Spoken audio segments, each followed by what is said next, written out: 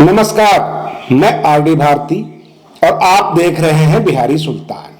पूरे देश भर में सोनम वांगचुक के बारे में चर्चाएं होती है, विचार विमर्श हो रहे हैं, लेकिन एक सबसे बड़ा आश्चर्य की बात यह है कांग्रेस क्यों दूरी बनाई हुई है।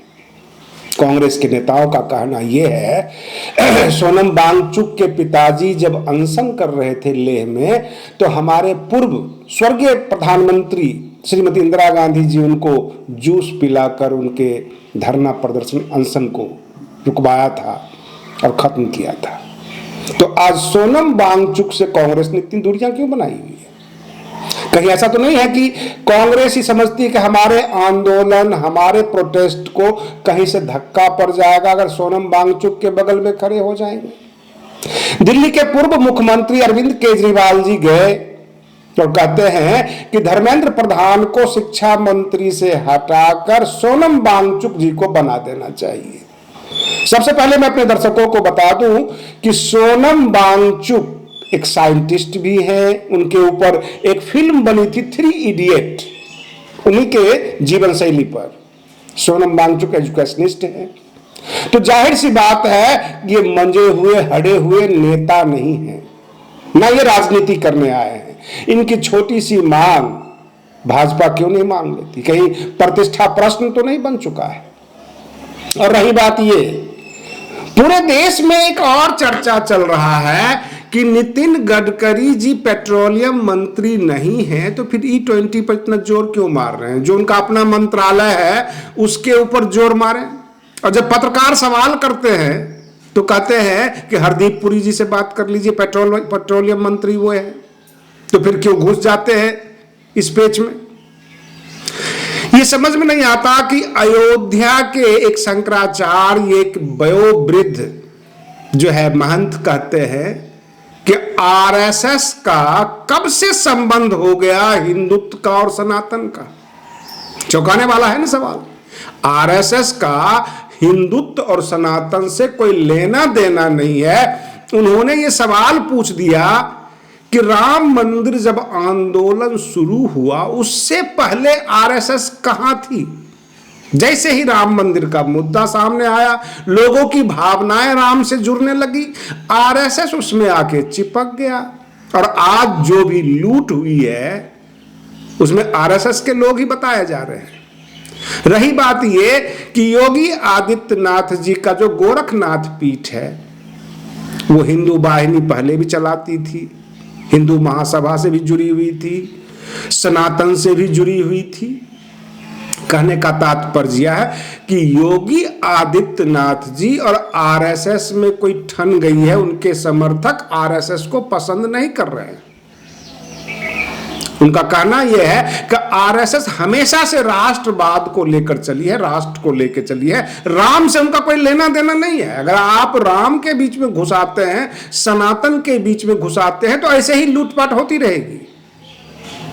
इस बात में दम है क्योंकि उन्होंने प्रूफ किया है कि जब से ये राम मंदिर या बाबरी मस्जिद का मसला आया, आरएसएस धीरे धीरे धीरे धीरे इन्वॉल्व ही नहीं हुई बल्कि उसका नेतृत्व करने लग गई। उससे पहले उनको कोई मतलब नहीं था, तो राष्ट्र को लेकर चल रहे थे। तो कहने का तात्पर्य है कि देश के अंदर तरह तरह के जो खबरें निकल कर आ रही है। अब कल की घटना है, मृत्युंजय तिवारी जो आरजेडी के प्रवक्ता थे, आरजेडी से उन्होंने इस्तीफा दे दिया और ये कहा कि आरजेडी में उनको सम्मान नहीं मिला, जो उन्होंने काम किया सम्मान नहीं मिला।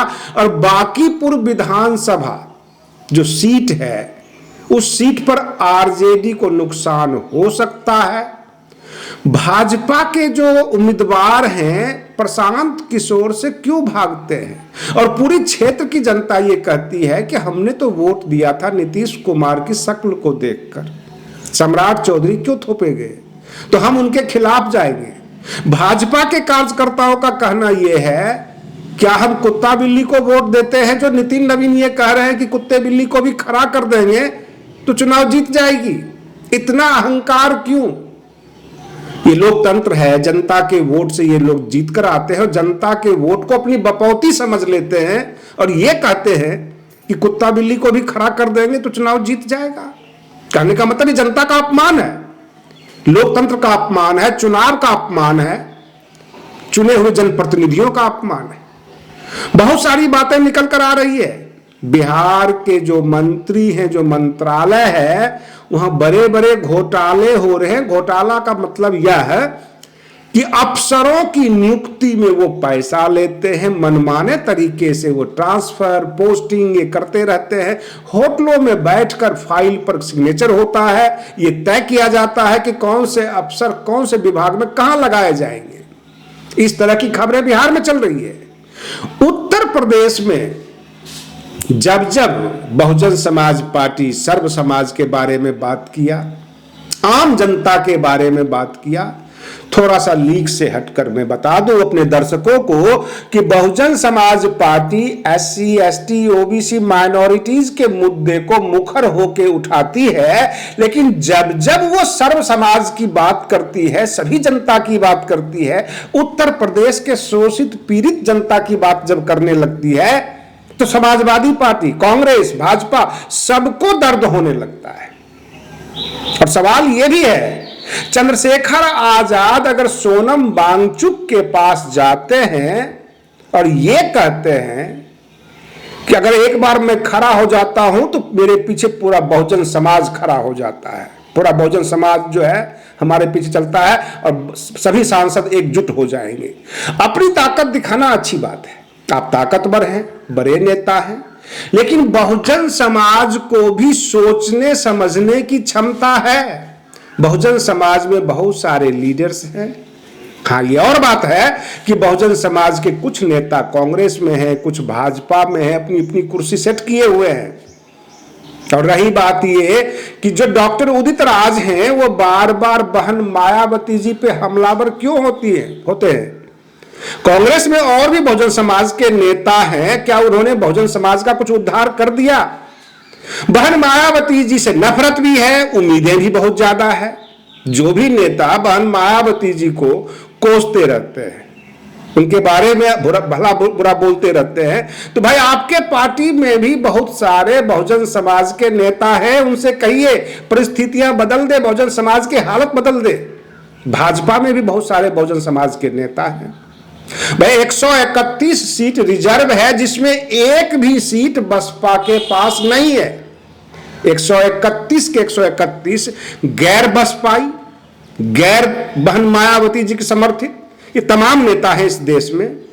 उनसे कुछ उखड़ नहीं रहा है, उनसे कुछ बन नहीं रहा है। जब बात बिगड़ जाती है, सरकार ध्यान नहीं देती है, तो घूम फिर के बहन मायावती जी के ऊपर चले जाते हैं। ऐसा क्यों? इसका मतलब इसी को कहते हैं दोगली राजनीति, समाज को ठगना, देश को ठगना, इसी को बोलते हैं। और रही बात ये, बहुजन समाज के कल्याण हेतु हमेशा से बहन मायावती जी ये कहती रही है कि कानून को अपने हाथ में मत लो, सड़क पर उतरोगे सरकार तुम्हें उठा के बंद कर देगी। आज के लिए बस इतना ही। आप बने रहिए बिहारी सुल्तान चैनल पर। हम फिर मिलते हैं अगले वीडियो में, तब तक के लिए धन्यवाद।